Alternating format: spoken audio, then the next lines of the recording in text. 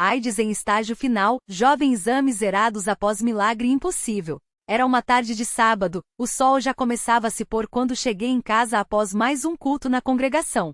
O coração estava cheio de paz, como sempre acontecia depois de ouvir as palavras do Evangelho e de cantar os hinos que tanto nos fortalecem. Mas naquela noite algo era diferente. Meu filho, Lucas, de apenas 24 anos, estava deitado no sofá, pálido, com os olhos fundos e uma expressão de cansaço que nunca havia visto nele antes. Ele tentava sorrir, mas a fraqueza era tanta que mal conseguia levantar os braços. Aquela imagem me partiu a alma. Lucas sempre fora um jovem saudável, cheio de vida, trabalhador e dedicado à obra do Senhor. Desde criança ele frequentava os cultos, participava dos corais e ajudava nos trabalhos da igreja. Nunca bebia, nunca fumava, sempre foi um exemplo para os irmãos mais novos. Mas há cerca de 2 anos, ele começou a emagrecer sem motivo aparente. No início pensamos que fosse estresse do trabalho, pois ele havia conseguido um emprego em uma fábrica e as jornadas eram pesadas. Porém, com o tempo, o emagrecimento se tornou alarmante. Ele perdeu o apetite, as febres noturnas começaram, e manchas roxas apareceram em sua pele. Foi quando procuramos um médico. Os exames vieram como um golpe. HIV positivo, com a carga viral altíssima e as células de defesa quase zeradas. O médico, com um rosto sério, nos disse que o vírus já estava em estágio avançado, quase AIDS declarada. Perguntamos como isso era possível, já que Lucas nunca teve nenhum comportamento de risco. O médico explicou que, às vezes, o vírus pode ficar anos dormente no corpo antes de se manifestar, e que talvez ele tivesse sido contaminado em algum procedimento médico mal esterilizado ou até mesmo em uma transfusão de sangue quando era criança. Não importava mais como havia acontecido, o fato é que estávamos diante de uma sentença que nos deixou sem chão. Lucas foi encaminhado para um infectologista, que iniciou o tratamento com os coquetéis antirretrovirais. Mas os efeitos colaterais eram terríveis, náuseas constantes, diarreia, tonturas e uma fraqueza que o deixava acamado por dias. Mesmo assim, ele não desanimava. Todas as manhãs, antes de tomar os remédios, ele orava: Senhor, eu não sei por que isso está acontecendo, mas confio em Ti. Se for da Tua vontade, me cura. Se não for, me dá forças para suportar. Eu e minha esposa, Maria, também orávamos sem parar. Às vezes, de joelhos no quarto dele, outras vezes no culto, pedindo a intercessão dos irmãos. Os meses passaram, e a situação só piorava. Lucas começou a ter infecções oportunistas, uma pneumonia que quase o levou, depois uma candidíase tão forte que ele não conseguia engolir nada. Os médicos disseram que seu sistema imunológico estava destruído e que mesmo com os remédios, as chances de melhora eram mínimas. Uma noite, enquanto eu velava ao lado da sua cama, ele me olhou com lágrimas nos olhos e disse: Pai, eu não tenho medo de morrer, mas tenho medo de deixar vocês sozinhos. E tenho medo de não ter feito tudo o que Deus queria que eu fizesse aqui. Aquelas palavras me quebrantaram. Segurei sua mão e respondi: Filho, Deus sabe o teu coração. Ele não te abandonará. Nós vamos lutar juntos, e Ele vai nos ouvir. Foi então que decidimos fazer um jejum de 3 dias, só água e oração, pedindo a Deus um milagre. Convidei alguns irmãos da congregação para se unirem a nós. O pastor também foi avisado, e no culto seguinte, ele fez um apelo especial por Lucas. Os irmãos se aproximaram, impuseram as mãos sobre ele e oraram com fé. Eu nunca havia sentido tanta união na oração como naquele dia. Era como se o Espírito Santo estivesse ali, no meio de nós, confirmando que Deus ouviria nosso clamor. Mas os dias seguintes foram os mais difíceis. Lucas piorou. A febre subiu, ele delirava, e os médicos disseram que seus órgãos estavam começando a falhar. Uma manhã, enquanto minha esposa chorava ao lado da cama, eu saí para o quintal e caí de joelhos no chão. Gritei para Deus: Senhor, até quando? Tu vês o sofrimento do meu filho. Ele é inocente, ele te ama. Se tu és poderoso, mostra o teu poder agora. Não deixes que ele morra assim. Foi um desabafo de dor, de desespero, mas também de fé. Porque mesmo na angústia, eu sabia que Deus era capaz. Naquela mesma noite, enquanto Lucas dormia, sonhou com um homem vestido de branco que se aproximou dele e tocou sua testa. No sonho, ele ouviu uma voz dizer: Levanta-te, tua fé te salvou. Quando acordou, sentia-se diferente. A febre havia baixado, e pela primeira vez em semanas pediu água e conseguiu beber sem dor. Minha esposa e eu olhamos um para o outro, incrédulos. Seria possível? No dia seguinte, Lucas conseguiu se levantar e andar até a cozinha. Os irmãos que vieram visitá-lo não acreditaram no que viam. Levamos ele de volta ao médico que, ao vê-lo, ficou boquiaberto. Pediu exames urgentes.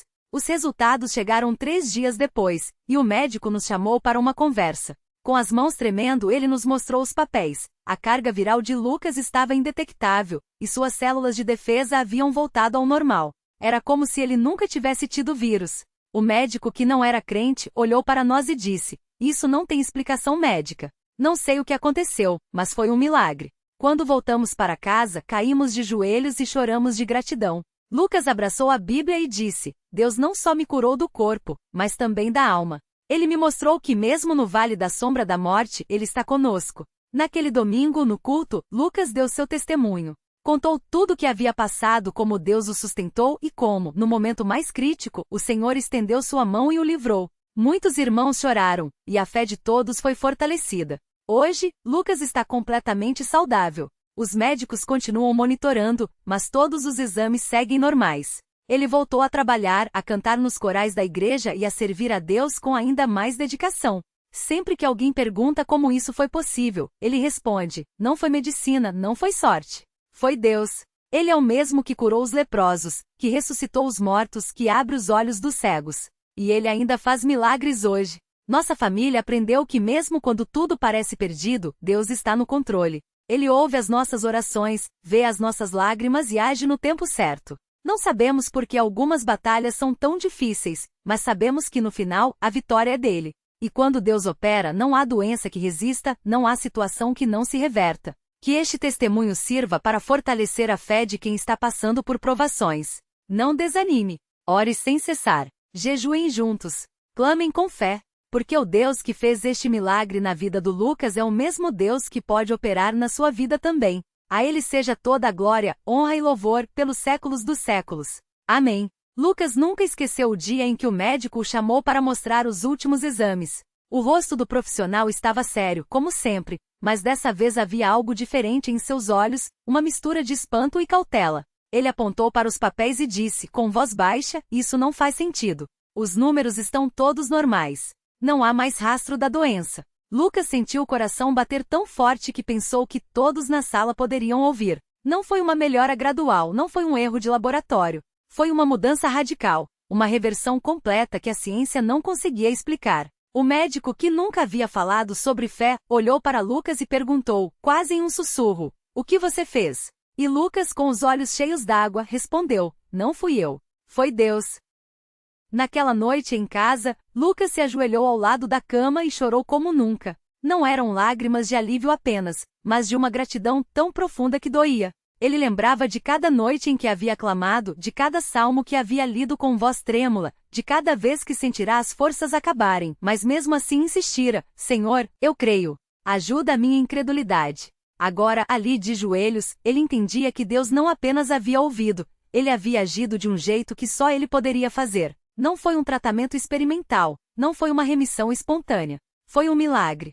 Um daqueles que os discípulos viam quando Jesus passava pelas cidades, e as pessoas saíam correndo para tocar na orla de sua veste. Os dias que se seguiram foram de um misto de alegria e responsabilidade. Lucas sabia que aquela cura não era só para ele. Era um sinal, um recado de Deus para muitos que estavam desanimados, que achavam que suas orações não passavam do teto. Ele começou a visitar irmãos doentes, não com palavras vazias, mas com a autoridade de quem havia estado à beira da morte e voltará por intervenção divina. Em uma dessas visitas encontrou a irmã Marta, uma senhora de quase 80 anos que lutava contra um câncer agressivo.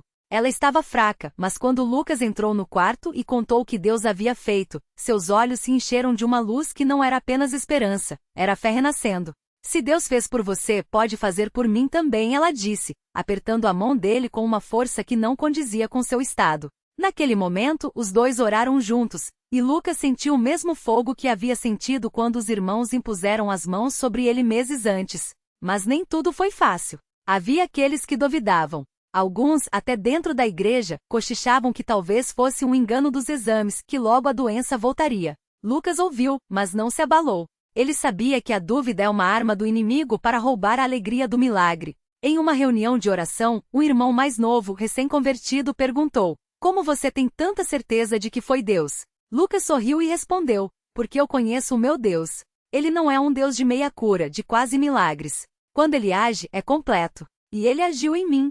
O jovem ficou em silêncio, mas daqui a algumas semanas, foi ele mesmo quem deu testemunho de como Deus havia livrado sua mãe de uma cirurgia de risco depois que ele orou com a mesma fé que viu em Lucas. A vida de Lucas virou um altar de gratidão. Todo dia, antes de sair para o trabalho, ele parava em frente ao espelho e falava em voz alta: Senhor, este corpo que o Senhor devolveu é teu. Use-me como o Senhor quiser. E Deus o usava. No trabalho, colegas que antes o evitavam por causa da doença agora o procuravam para perguntar sobre aquela força que ele tinha. Lucas não pregava, não forçava conversas, apenas vivia de um jeito que faziam as pessoas quererem saber mais. Um deles, Ricardo, um homem cético que ria das histórias de cura, certo dia chegou perto dele e disse: Lucas, eu não acredito nessas coisas, mas tem algo em você que eu não consigo explicar. Você tem paz. Como? Lucas olhou nos olhos dele e falou: Ricardo, a paz não é minha. É de Jesus. E ele quer te dar também. Os cultos se tornaram momentos ainda mais especiais. Sempre que Lucas subia para cantar nos corais, era como se cada nota saísse de um coração que havia sido quebrado e remendado pelas mãos do Senhor. Uma irmã, a dona Cida, costumava dizer: quando aquele menino canta, parece que os anjos param para ouvir. E talvez fosse verdade. Porque não era apenas uma voz, era um cântico de quem havia sido tirado do poço da morte e colocado em um lugar alto. Em uma noite de vigília, enquanto o coral entoava grande é o Senhor e digno de ser louvado, Lucas sentiu uma presença tão forte que teve que se apoiar no púlpito. Não era fraqueza, era a glória de Deus enchendo aquele lugar, como se o Espírito estivesse confirmando: eu estou aqui. Eu ouvi, eu corei. Mas Lucas também aprenderá que milagres não são o fim da jornada, são o começo de uma vida de consagração. Ele passou a jejuar toda sexta-feira, não por obrigação, mas por amor. Queria estar cada vez mais perto daquele Deus que o havia salvado. Em uma dessas manhãs de jejum, enquanto lia em Marcos o relato da mulher que tocou nas vestes de Jesus, ele sentiu o Espírito lhe dizer: assim como ela, muitos vão te procurar não por você, mas por mim. Não os afaste. E foi o que ele fez. Pessoas de outras cidades começaram a escrevê-lo, contando suas doenças, seus medos, suas lutas. Lucas respondia a cada uma, orava por cada uma, e muitas vezes recebia de volta mensagens como: irmão, depois que você orou, meu exame deu negativo, ou minha filha acordou do coma. Um dos momentos mais marcantes foi quando ele recebeu a visita de um casal que havia perdido o filho pequeno em um acidente. Eles chegaram com o rosto inchado de chorar, e a mãe mal conseguia falar. Por que Deus curou você e não salvou o nosso menino? O pai perguntou com voz quebrada. Lucas não teve respostas fáceis. Ele também não entendia por que algumas orações eram respondidas de um jeito e outras de outro. Mas ele se ajoelhou com eles e orou: Senhor, nós não entendemos os teus caminhos, mas confiamos no teu coração. Sarar a dor deles como saraste a minha. Dá-lhes a tua paz que excede todo entendimento. Naquele momento não houve um milagre visível, nenhum filho voltou à vida. Mas algo aconteceu no coração daquele casal. Semanas depois, eles voltaram à igreja e disseram: nós ainda sentimos saudade, mas agora temos uma certeza: nosso filho está com Deus. E isso nos basta. A família de Lucas também foi transformada. Sua mãe, que sempre fora uma mulher de muita fé, agora orava com uma autoridade nova. Seu pai, que antes era mais reservado, passou a dar testemunhos nos cultos, contando como viu o filho quase morrer e depois ressuscitar em todos os sentidos. Até sua irmã mais nova, que antes vivia mais preocupada com as coisas do mundo, começou a buscar a Deus com seriedade. Se Deus pode fazer isso com o Lucas, imagine o que ele pode fazer na minha vida, ela dizia. E Deus fazia. Pouco tempo depois, ela foi batizada e no dia do seu batismo, Lucas teve a alegria de vê-la sair das águas com o mesmo brilho nos olhos que ele sentirá quando foi curado. Os médicos, por sua vez, continuavam intrigados. Um deles, o Dr. Ferreira, que havia acompanhado o caso desde o início, certo dia pediu para falar com Lucas em particular. Eu sou um homem de ciência, ele disse, mas o que aconteceu com você desafia tudo o que eu aprendi. Você não tem ideia de como isso é estatisticamente impossível. Lucas sorriu e respondeu: doutor, com Deus, nada é impossível. A ciência explica o que o homem consegue entender, mas Deus está além da nossa compreensão. O médico ficou em silêncio por um longo tempo. Depois, antes de sair, ele disse: talvez eu precise conhecer esse Deus. E algumas semanas depois, para surpresa de todos, o Dr. Ferreira apareceu em um culto. Não falou nada, apenas ficou no fundo, ouvindo. Mas Deus já estava trabalhando nele. Lucas também aprendeu que a cura não era um prêmio por sua fé, mas uma prova do amor de Deus. Havia dias em que ele ainda sentia dores, não físicas, mas aquelas dores da alma que vêm quando lembrava do desespero que havia passado. Mas agora ele sabia que até aquelas lembranças tinham um propósito, para que ele nunca esquecesse de onde Deus o tirou. Em uma noite de oração, ele compartilhou isso com os irmãos. Às vezes eu penso, por que Deus me deixou passar por tudo aquilo? Mas então ele me mostra que foi para eu valorizar cada respiração, cada manhã, cada oportunidade de servir a Ele. A dor não foi em vão. E assim a vida de Lucas se tornou um testemunho vivo de que Deus não mudou. Ele ainda cura, ainda salva, ainda seca lágrimas, ainda transforma vidas. Não é uma questão de merecimento, é uma questão de graça. Uma graça que não escolhe os perfeitos, mas os que creem. Uma graça que não depende dos nossos esforços, mas da bondade daquele que disse, eu sou o Senhor, que te sara. Hoje, quando Lucas olha para trás, ele não vê apenas a doença que teve, mas as mãos que o seguraram. Não vê apenas o medo que sentiu, mas a paz que o invadiu no meio da tempestade. E quando alguém lhe pergunta como manter a fé em meio às provações, ele responde com as mesmas palavras que o sustentaram. Confia no Senhor de todo o teu coração e não te estribes no teu próprio entendimento. Reconhece-o em todos os teus caminhos, e ele endireitará as tuas veredas. Porque no final não são os milagres que nos salvam, é aquele que os opera. E ele é fiel.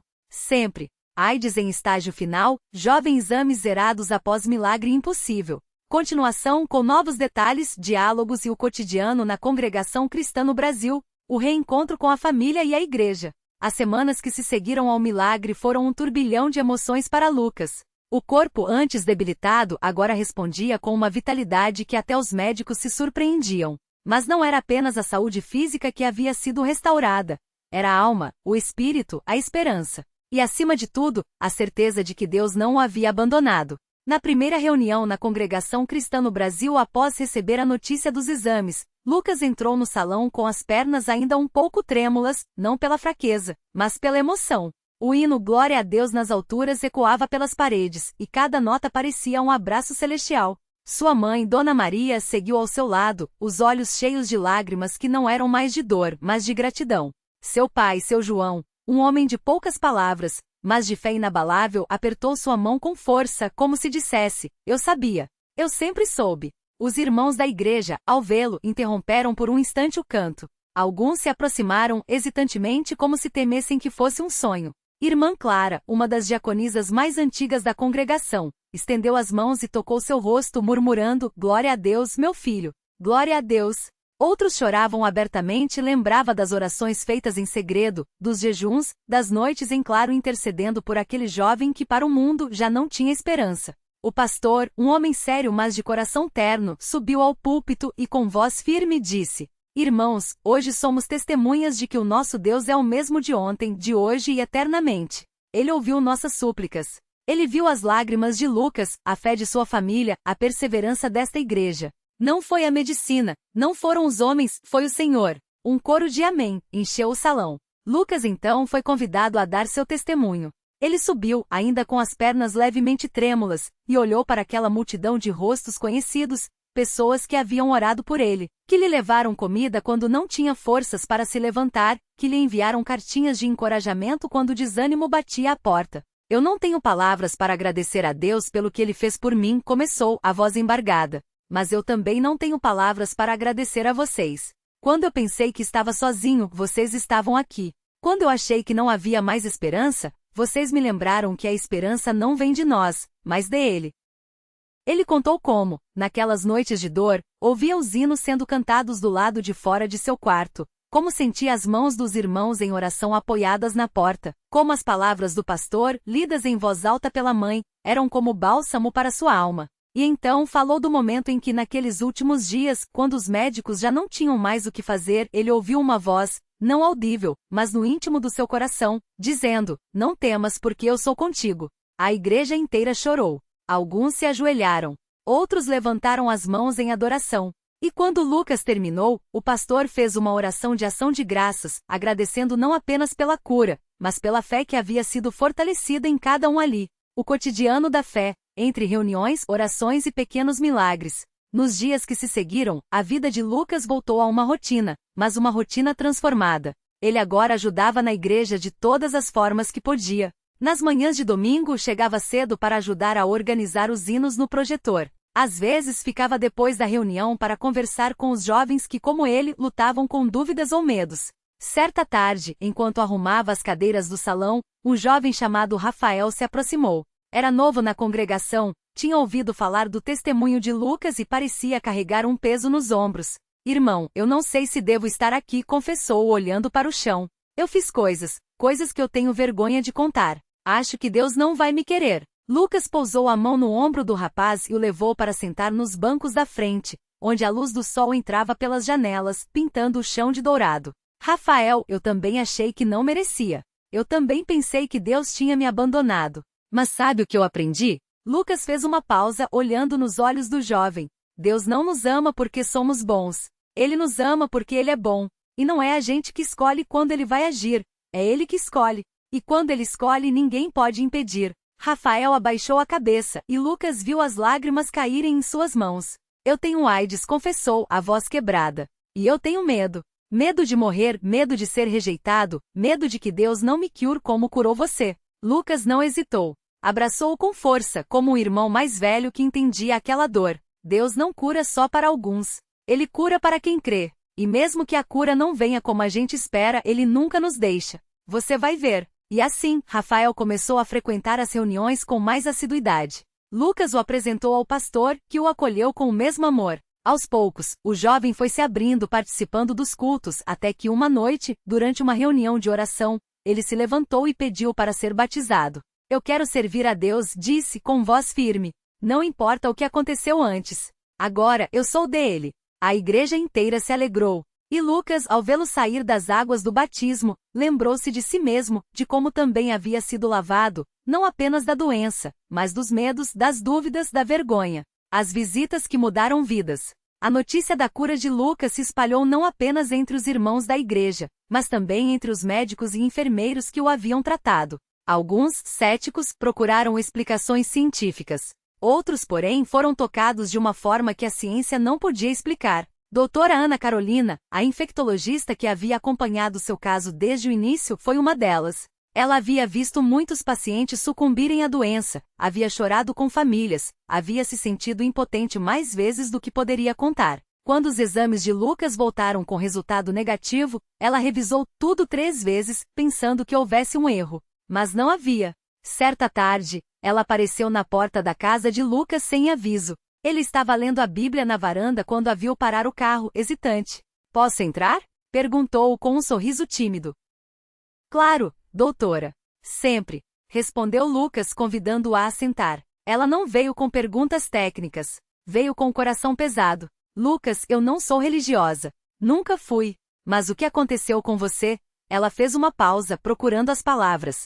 Isso não é normal. Isso não é ciência. E eu não consigo parar de pensar nisso. Lucas não tentou convertê-la na hora. Não lhe deu um sermão. Apenas ouviu. Eu já vi muitos milagres na medicina, continuou a médica. Pessoas que se recuperam quando não deveriam, remissões inexplicáveis, mas nada como isso. E o pior é que quanto mais eu penso, mais eu me sinto vazia. Como se eu tivesse passado a vida inteira olhando para as coisas erradas. Lucas sorriu, lembrava de como ele mesmo havia se sentido assim. Doutora, a fé não é sobre ter todas as respostas. É sobre confiar em quem as tem. Você não precisa entender tudo agora. Só precisa estar disposta a buscar. Ela ficou em silêncio por um longo momento. Então, com voz baixa, perguntou. Você acha que Deus pode me perdoar? Por todas as vezes que eu duvidei? Que eu ignorei? Lucas fechou os olhos por um instante, sentindo a presença de Deus naquele momento. Ele já perdoou. Você só precisa aceitar. Doutora Ana Carolina não se converteu naquele dia. Mas começou a frequentar as reuniões da igreja. Primeiro só para observar, depois para ouvir, e finalmente para orar. Os desafios que permanecem. Nem tudo, porém, foi fácil. Apesar da cura, Lucas ainda enfrentava olhares de desconfiança de alguns. Havia aqueles que mesmo dentro da igreja murmuravam.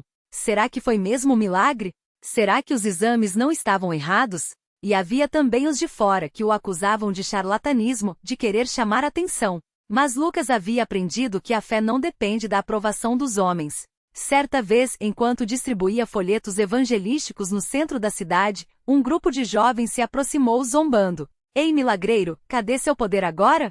Por que você não cura esse mendigo ali? Apontaram para um homem sentado na calçada com as pernas deformadas. Lucas não respondeu com raiva. Ajoelhou-se ao lado do homem, que cheirava álcool e suor, e perguntou: Como é seu nome, irmão? José, respondeu o homem surpreso. José, eu não tenho poder nenhum, mas eu conheço alguém que tem. Você quer que eu ore por você? O homem, com lágrimas nos olhos, assentiu. E ali, em plena rua, cercado por olhares curiosos e risadas que aos poucos se calaram, Lucas orou. Não houve uma cura instantânea. Não houve um clarão do céu. Mas José, pela primeira vez em anos, sentiu que alguém o via não como um mendigo, mas como uma alma. Obrigado, sussurrou, apertando a mão de Lucas. Ninguém nunca parou para me perguntar meu nome. Aqueles jovens que haviam zombado se afastaram em silêncio. E Lucas soube, mais uma vez, que o verdadeiro milagre não era apenas a cura do corpo, mas a transformação do coração. A noite de vigília, quando o céu se aproxima. Uma das noites mais marcantes após sua cura foi uma vigília de oração na igreja. Era uma sexta-feira, o salão estava lotado, e o ar parecia carregado de uma presença sagrada. Os hinos eram cantados com tanto fervor que parecia que os anjos se juntavam à congregação. Lucas, ajoelhado perto do altar, sentiu algo que não conseguia explicar, uma paz tão profunda que era quase tangível. E então, enquanto orava, teve uma visão. Não era como um sonho. Era real. Ele viu a si mesmo, deitado naquele leito de hospital, fraco, quase sem vida. E então viu uma luz, não cegante, mas suave como o nascer do sol, e nela, uma figura que não precisava se apresentar para que Lucas soubesse quem era. Filho, por que duvidaste? A voz era doce, mas firme. Senhor, eu não duvidei de ti. Eu duvidei de mim, respondeu Lucas na visão. A fé não é confiança em você, mas em mim. E agora, vai e conte aos outros que eu ainda estou vivo. Quando a visão passou, Lucas estava chorando, mas não de tristeza. Era um choro de gratidão, de renovação. Ele se levantou e, sem planejar, começou a cantar um hino que não estava no programa. Quão grande és tu, ó Senhor meu Deus! Não há palavras que possam expressar. Quão grande és tu! A igreja inteira se juntou a ele. E naquela noite muitos corações foram tocados. Muitos se renderam. Muitos encontraram esperança. O legado de uma vida restaurada. Hoje, Lucas não é mais apenas o jovem que foi curado de uma doença terminal. É um servo. Um testemunho. Um farol para aqueles que ainda estão nas trevas. Ele visita hospitais não como paciente, mas como alguém que leva uma palavra de esperança. Fala em escolas, em presídios, em lugares onde as pessoas mais precisam ouvir que Deus não as esqueceu. E toda vez que alguém lhe pergunta como ele mantém a fé, ele responde com a mesma simplicidade de antes. Não é sobre merecer. É sobre crer. Não é sobre entender. É sobre confiar. Deus não mudou. Ele ainda cura. Ainda salva. Ainda seca lágrimas. E se ele fez por mim, pode fazer por você. Porque no final, a história de Lucas não é sobre um milagre. É sobre aquele que opera milagres. E ele é fiel. Sempre.